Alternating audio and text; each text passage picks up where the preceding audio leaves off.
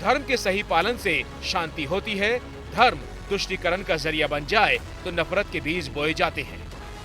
अब झारखंड के जामताड़ा में ही देख लीजिए, वहां के मुस्लिम बहुल इलाकों के स्कूलों में रविवार की छुट्टी शुक्रवार को कर दी गई। ऐसा करीब 3 दर्जन स्कूलों में हुआ। कई स्कूलों का नाम बदलकर भी जबरन उसमें उर्दू जोड़ दिया गया। प्रशासन को पता चला तो आनंद फानन में सब रद्द हुआ। 15 स्कूल है मेरे विधानसभा क्षेत्र में, जहां 105% अल्पसंख्यक बच्चा है।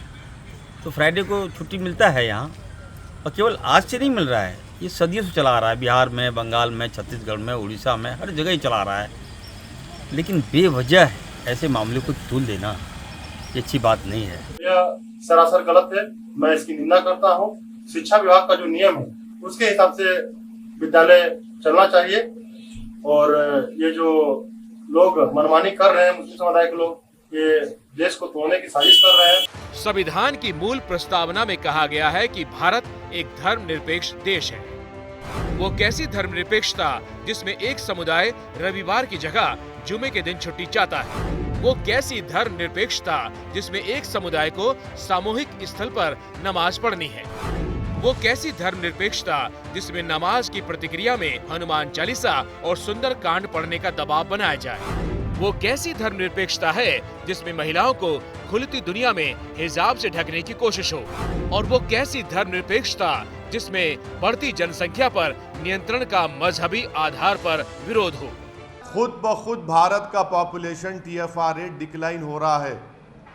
2030 तक भारत का पॉपुलेशन स्टेबलाइज हो जाएगा, मगर जितनी चीख पुकार, जितनी पेट में और सर में दर्द जो हो रहा है उन लोगों को, अरे जरा तो शर्म रखो। जहाँ तक औलाद पैदा करने का ताल्लुक है, इसका ताल्लुक इंसान से यहाँ जाती तौर पर नहीं है, इसका भी अल्लाह से ताल्लुक है।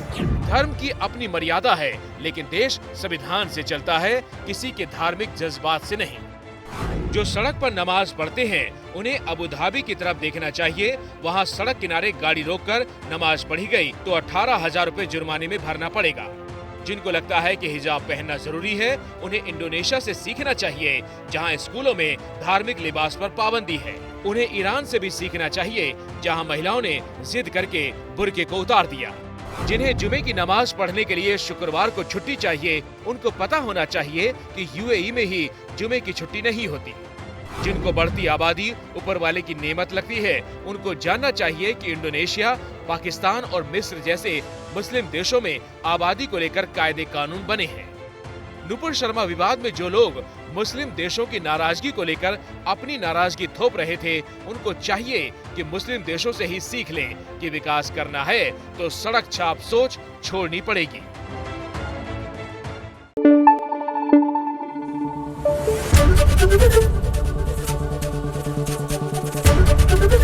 ABP न्यूज़ आपको रखे आगे।